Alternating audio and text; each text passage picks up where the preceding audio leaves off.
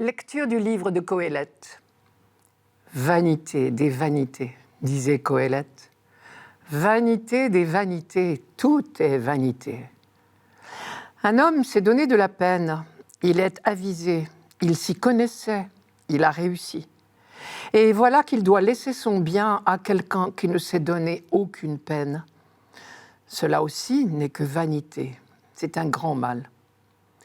En effet, que reste-t-il à l'homme de toute la peine et de tous les calculs pour lesquels il se fatigue sous le soleil ?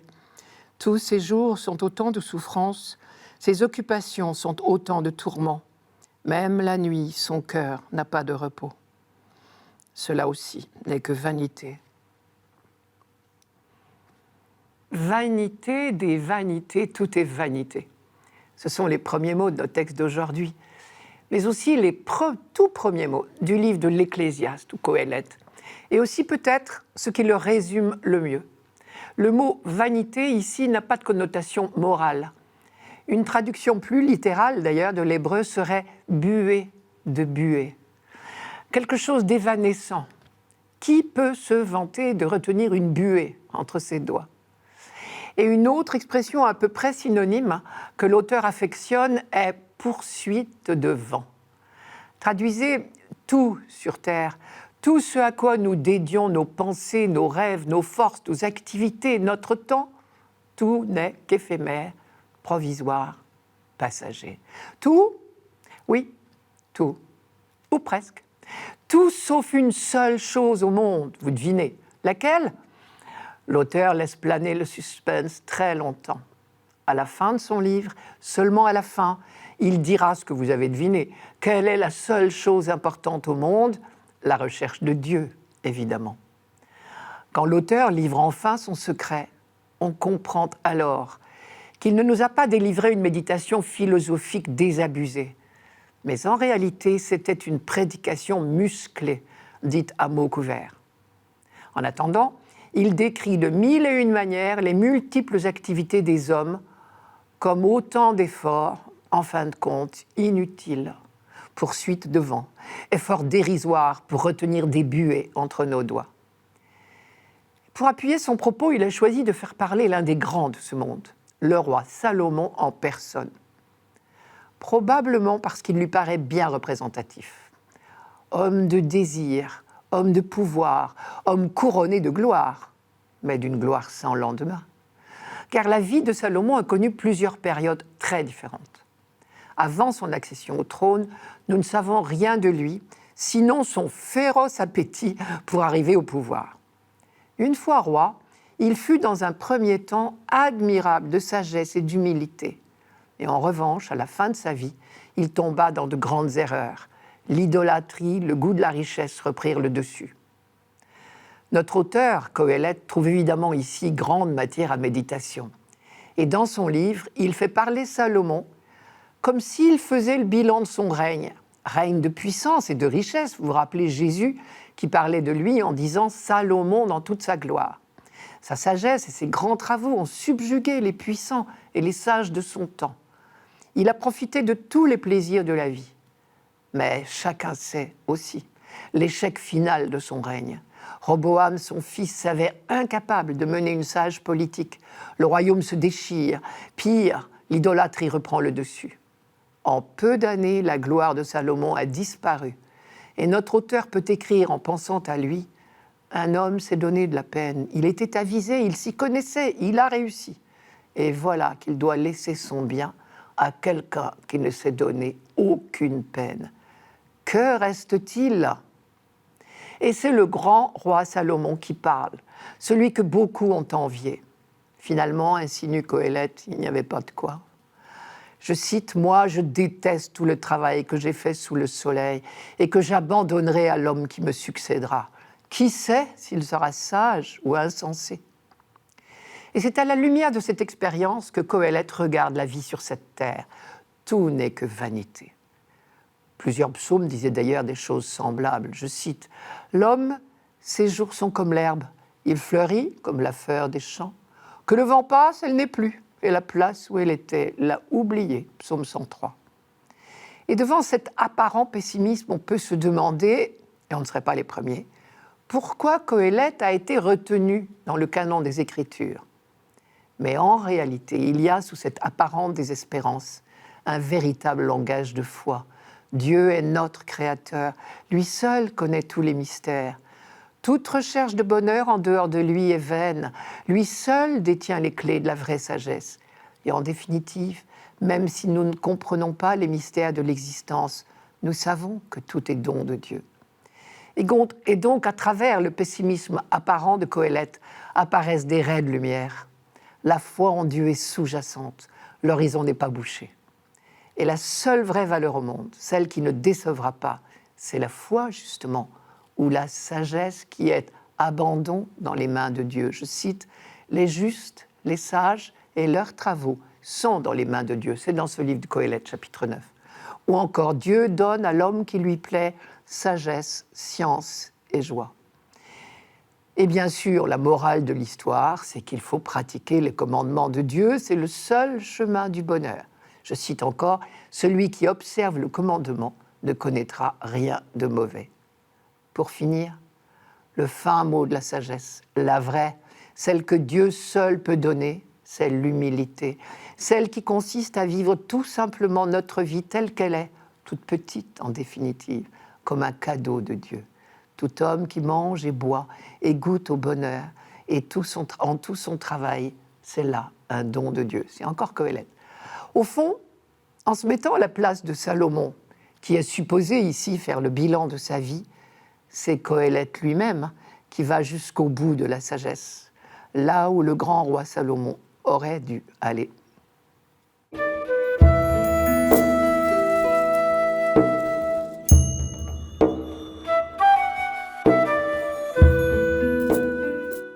Psaume 89. Tu fais retourner l'homme à la poussière. Tu as dit, retournez, fils d'Adam. À tes yeux, 1000 ans sont comme hier. C'est un jour qui s'en va, une heure dans la nuit. Tu les as balayés, ce n'est qu'un songe. Dès le matin, c'est une herbe changeante. Elle fleurit le matin, elle change. Le soir, elle est fanée, desséchée. Apprends-nous la vraie mesure de nos jours, que nos cœurs pénètrent la sagesse.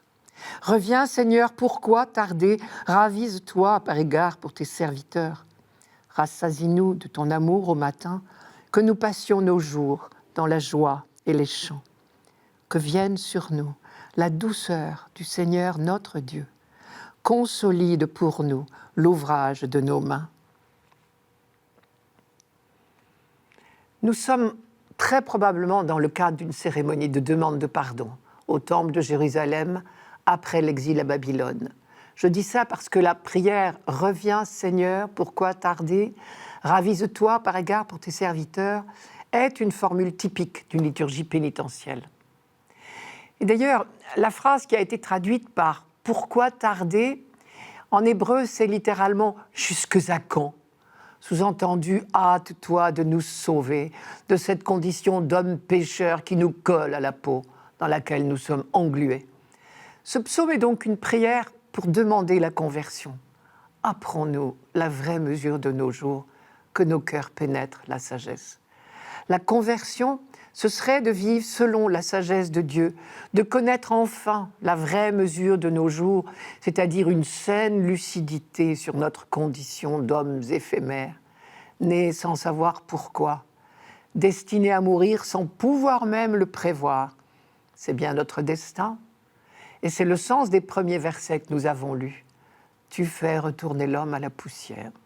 Tu as dit, retournez, fils d'Adam, sous-entendu, retournez à la terre dont je vous ai tiré. Mais cette lucidité n'a rien de triste, au contraire, elle est sereine, car notre petitesse s'appuie sur la grandeur, sur la stabilité de Dieu. Sa grandeur, mais c'est notre meilleure garantie, puisqu'elle ne nous veut que du bien. C'est quand nous perdons cette lucidité sur la vraie mesure de nos jours, c'est-à-dire sur notre petitesse, que les malheurs commencent. C'est bien la leçon des chapitres 2 et 3 de la Genèse qui raconte l'erreur d'Adam. Précisons tout de suite que Adam n'est qu'un personnage fictif dont le comportement est considéré comme le modèle de ce qu'il ne faut pas faire. Quand on dit Adam a fait ceci ou cela, il faut toujours Avoir à l'esprit cette réalité qu'il ne s'agit pas d'un premier homme hypothétique, mais d'un type de comportement. Et ici, la juxtaposition de ce psaume avec la première lecture tirée du livre de Qoéleth est très suggestive. Vous vous souvenez que l'auteur faisait parler Salomon. Or, celui-ci, au cours de son long règne, a traversé 2 périodes. Une bonne pour commencer, qu'on pourrait appeler sa période sage. Mais avec les années, il s'est laissé prendre par le goût du luxe, du pouvoir, des femmes, et celles-ci l'ont fait tomber dans l'idolâtrie. Et dans la seconde partie de son règne, on peut dire qu'il s'est comporté à la manière d'Adam, c'est-à-dire l'homme qui s'écarte de la sagesse de Dieu. Ce psaume demande en quelque sorte que nous sachions retrouver la sagesse et l'humilité du jeune Salomon. Le livre de la sagesse nous rapporte cette prière du début de Salomon, de son règne. Dieu des pères, Seigneur de miséricorde, donne-moi la sagesse qui partage ton trône. Vois, je suis ton serviteur, le fils de ta servante, un homme faible et dont la vie est brève, bien démuni dans l'intelligence du droit et des lois. Du reste, quelqu'un fût-il parfait parmi les fils des hommes, sans la sagesse qui vient de toi, il sera compté pour rien. C'est au chapitre 9 du livre de la sagesse. Voilà quelqu'un qui connaissait la vraie mesure de ses jours. Et c'était le secret de son bonheur. La vraie sagesse, c'est d'être à notre place, toute petite, devant Dieu. Face à lui, nous ne sommes rien. Rien qu'un peu de poussière dans sa main. Et c'est quand l'homme se reconnaît pour ce qu'il est, qu'il peut être heureux, qu'il peut être rassasié de l'amour de Dieu chaque matin, qu'il peut passer sa vie dans la joie et les chants, comme dit le psaume, « Rassasie-nous de ton amour au matin, que nous passions nos jours dans la joie et les chants. » Car dans la Bible, la conscience de la petitesse de l'homme n'est jamais humiliante, puisqu'on est dans la main de Dieu. C'est une petitesse confiante, filiale. Tellement filiale et sûre de l'amour du Père qu'on peut lui demander en toute confiance que vienne sur nous la douceur du Seigneur notre Dieu. Le psalmiste qui a composé cette prière au retour de l'exil a dédié son psaume à Moïse. Et si vous vous reportez à votre Bible, vous verrez que le verset 1 précise « Prière de Moïse, l'homme de Dieu ». Effectivement, on imagine bien que Moïse a eu de nombreuses occasions de méditer sur le manque de sagesse de ce peuple qu'il conduisait sur la route du Sinaï. Un jour, découragé, il a même dit « Depuis le jour où vous êtes sortis d'Égypte jusqu'à votre arrivée ici, c'est-à-dire aux portes de la terre promise, vous n'avez pas cessé d'être en révolte contre le Seigneur. » C'est dans le livre du Deutéronome, au chapitre 9, verset 7. Et on sait bien que le récit de la faute d'Adam au paradis terrestre s'est justement inspiré de l'expérience du désert et de la tentation toujours renaissante d'oublier la grandeur de Dieu et la vraie mesure de notre petitesse. Et la dernière phrase du psaume est superbe. « Consolide pour nous l'ouvrage de nos mains ». Elle dit bien l'œuvre commune de Dieu et de l'homme. L'homme agit véritablement, tout petit qu'il est, il œuvre dans la création. Mais c'est Dieu qui donne à l'œuvre humaine sa solidité, son efficacité.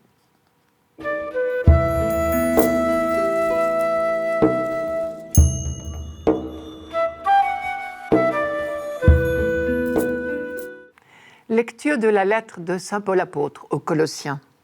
Frères, si vous êtes ressuscités avec le Christ, recherchez les réalités d'en haut. C'est là qu'est le Christ, assis à la droite de Dieu. Pensez aux réalités d'en haut, non à celles de la terre. En effet, vous êtes passés par la mort et votre vie reste cachée avec le Christ en Dieu. Quand paraîtra le Christ, votre vie, alors vous aussi, vous paraîtrez avec lui dans la gloire. Faites donc mourir en vous ce qui n'appartient qu'à la terre, débauche, impureté, passion, désir mauvais, et cette soif de posséder qui est une idolâtrie. Plus de mensonges entre vous, vous vous êtes débarrassés de l'homme ancien qui était en vous et de ses façons d'agir, et vous vous êtes revêtus de l'homme nouveau, qui, pour se conformer à l'image de son Créateur, se renouvelle sans cesse en vue de la pleine connaissance. Ainsi, il n'y a plus le païen et le juif, le circoncis et l'incirconcis. Il n'y a plus le barbare ou le primitif, l'esclave et l'homme libre, mais il y a le Christ. Il est tout et en tous. Première remarque, Paul fait une distinction entre ce qu'il appelle les réalités d'en haut et celles de la terre. Il ne s'agit pas de choses d'en haut ou d'en bas. Il veut dire par là qu'il y a deux manières de vivre. Il y a les comportements inspirés par l'Esprit Saint et ceux qui ne sont pas inspirés par l'Esprit Saint. Ce qu'il appelle les réalités d'en haut, c'est la bienveillance, l'humilité, la douceur, la patience, le pardon mutuel. Tout cela, c'est la manière de vivre selon l'Esprit. C'est, ou ce devrait toujours être, le comportement des baptisés. Ce qu'il appelle les réalités terrestres, c'est la débauche, l'impureté, la passion, la cupidité, la convoitise. Évidemment, toutes ces manières-là ne sont pas inspirées par l'Esprit Saint. Deuxième remarque, lorsqu'il nous dit « vous êtes ressuscités », c'est de notre baptême qu'il parle. Et c'est pour cela qu'il fait un lien précis entre notre baptême et notre manière de vivre. Vous êtes ressuscités avec le Christ, recherchez donc les réalités d'en haut. Troisième remarque, il parle au présent pour dire « vous êtes ressuscités ». 3 lignes plus bas, en revanche, il dira « vous êtes morts ». Nous nous sentons bien vivants pourtant, c'est-à-dire pas encore morts et encore moins ressuscités. Il faut donc croire que les mots n'ont pas le même sens pour lui que pour nous. Et là, nous reconnaissons bien la théologie de Paul, car pour lui, depuis la résurrection du Christ, plus rien n'est comme avant. Être des ressuscités, c'est précisément être né à une nouvelle manière de vivre, une vie selon l'esprit, ce qu'il appelle les réalités d'en haut. Un chrétien, normalement, c'est quelqu'un qui est transformé et qui vit à la manière du Christ. Il l'appelle un homme nouveau. En nous voyant vivre et en voyant vivre nos communautés, on devrait pouvoir dire il y a un avant et un après le baptême. Notre vie quotidienne n'est pas changée, notre réalité quotidienne. Mais depuis la résurrection du Christ et notre baptême, il y a une manière nouvelle de vivre notre réalité quotidienne, un comportement à la manière du Christ. Pour autant, on est bien loin d'un mépris de ce que nous appelons les choses de la terre. Au contraire, Paul dit à peine plus loin dans cette même lettre, je cite, « Tout ce que vous pouvez dire ou faire, faites-le au nom du Seigneur Jésus, en rendant grâce par lui à Dieu le Père. » Pour le dire autrement, Dieu nous a confié les réalités de notre vie quotidienne. Ce n'est pas pour que nous les méprisions. Encore une fois, il ne s'agit pas de vivre une autre vie que la vie ordinaire, mais de vivre autrement la vie ordinaire. C'est ce monde-ci qui est premier royaume. Il ne s'agit donc pas de le mépriser, mais de le vivre déjà comme la semence du royaume. Et ce royaume, quel est-il ? Il est ce lieu où tous les hommes sont frères. Il n'y a plus de Grecs et de Juifs, il n'y a plus d'Israélites et de païens, il n'y a pas de barbares, de sauvages, d'esclaves, d'hommes libres, il n'y a que le Christ. En tous, il est tout. Et ici, Paul reproduit presque à l'identique un passage entier de la lettre aux Galates, tout simplement parce que la communauté de Colosse avait encore les mêmes problèmes que les Galates. Et il s'agit de cette grande question qui a empoisonné les premières communautés chrétiennes. Vous vous rappelez, lorsque des non-juifs ont voulu devenir chrétiens, Paul, qui était pourtant d'origine juive, n'a pas jugé utile de leur imposer les coutumes juives, coutumes alimentaires, coutumes de purification et surtout la circoncision. Chez les Galates, comme plus tard chez les Colossiens, il y avait donc dans les communautés chrétiennes des baptisés circoncis et d'autres qui ne l'étaient pas. Or, des prédicateurs juifs d'origine, eux aussi, sont venus et ont soutenu publiquement la thèse contraire. D'après eux, quand des non-juifs deviennent chrétiens, il ne suffit pas de les baptiser, il faut d'abord en faire des juifs par la circoncision. La réponse de Paul aux Galates, la réponse de l'auteur de la lettre aux Colossiens sont identiques. Le baptême fait de vous des frères. Aucune des distinctions précédentes entre vous ne compte plus. Entre chrétiens, tout ostracisme est déplacé. J'aurais dû dire dépassé. Cela ne veut pas dire que Paul préconise la révolution, mais il rappelle à chacun sa première dignité. qu'il soit juif ou non, homme libre ou esclave, son plus beau titre de gloire, c'est d'être un baptisé, un fidèle du Christ. C'est cela seul qui compte. Les problèmes ne sont plus du même ordre aujourd'hui dans nos communautés, mais nous pouvons néanmoins nous inspirer des recommandations de Paul. Nous aussi, quel que soit notre rang social ou ecclésial, nous pouvons nous vanter d'être des baptisés, notre plus beau diplôme, notre plus belle décoration. C'est notre acte de baptême.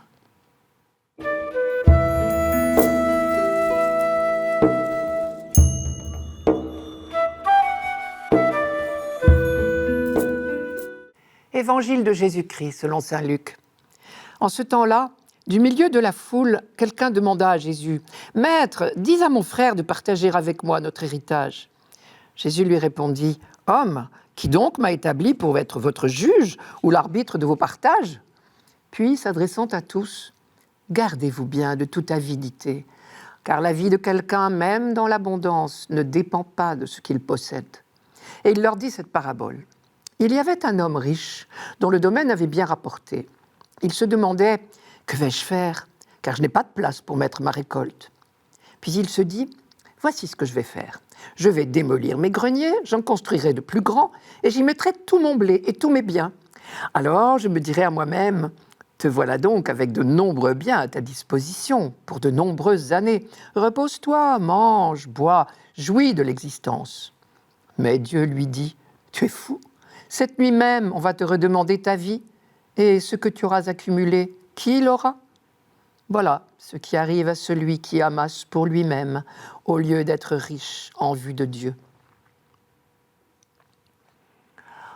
La réponse de Jésus nous surprend tellement elle paraît abrupte. « Qui m'a établi pour être votre juge ou l'arbitre de vos partages ?» Sous-entendu, je ne suis pas venu pour cela, ce n'est pas ma mission. Il est venu pour annoncer la vie, la vraie, et non pas pour parler d'argent. La parabole qui suit va expliciter son idée. Car comme tout bon pédagogue, Jésus rebondit aussitôt sur l'incident pour dégager une leçon. La parabole en question est l'histoire tout à fait plausible d'un homme qui réussit en affaires et qu'il calcule les meilleurs moyens de profiter de sa réussite. Il commence par mettre en sécurité ce qu'il a acquis, pour se donner désormais du bon temps. Je vais démolir mes greniers, j'en construirai de plus grands, j'y mettrai tout mon blé, tous mes biens. Et alors je me dirai à moi-même, te voilà avec de nombreux biens à ta disposition pour de nombreuses années, repose-toi, mange, bois, jouis de l'existence. Pauvre homme, tout riche qu'il se croit, il n'a oublié qu'une chose, c'est que son existence ne dépend pas de lui, il meurt la nuit suivante. Tout est là peut-être, il se croit riche, mais la vraie richesse n'est pas ce qu'il croit. Cet enseignement de Jésus est limpide si on le replace dans son contexte. En introduction, Jésus affirme « Gardez-vous bien de toute âpreté au gain, car la vie d'un homme, fût-il dans l'abondance, ne dépend pas de ses richesses. » Et en conclusion, mais cela ne fait malheureusement pas partie de notre lecture de ce dimanche, Jésus tirera la leçon. Je la donne. Ne vous inquiétez pas pour votre vie de ce que vous mangerez, ni pour votre corps de quoi vous le vêtirez, car la vie est plus que la nourriture et le corps plus que le vêtement. Mais tout compte fait, cet enseignement de Jésus n'est pas nouveau. Il reprend des thèmes archi-connus de l'Ancien Testament.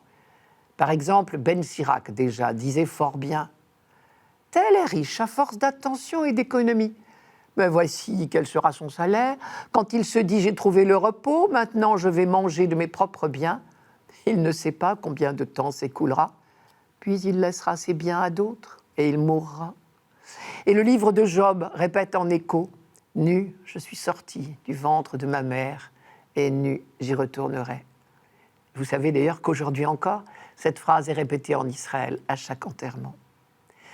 Ces phrases sonnent comme des avertissements, des rappels de la réalité de notre vie éphémère.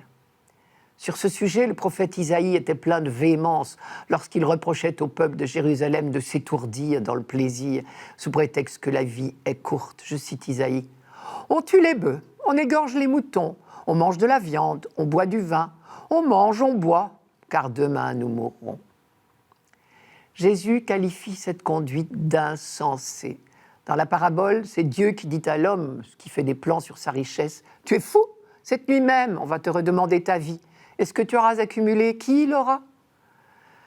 Nous voilà donc invités à la lucidité. Mais où donc est la vraie sagesse? Et c'est Jésus qui nous l'a dit dans la conclusion de la parabole.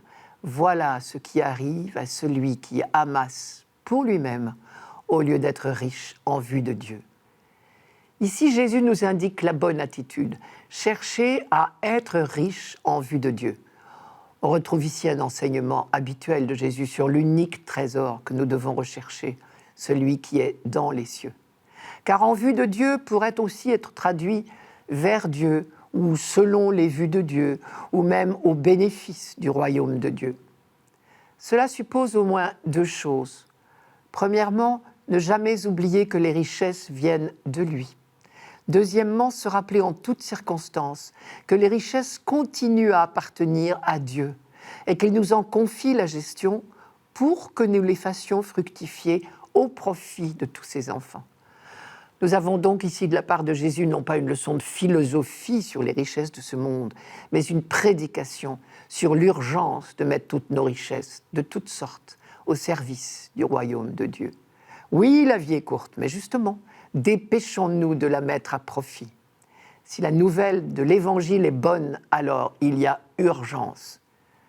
Voilà qui explique pourquoi Jésus a répondu un peu vivement au quémandeur d'héritage avec lequel a commencé notre lecture de ce dimanche. Cet homme-là se trompait vraiment de priorité. Une question juste pour finir. Tout compte fait, l'héritage qui devrait nous paraître le plus précieux, ne serait-ce pas la foi reçue de nos pères,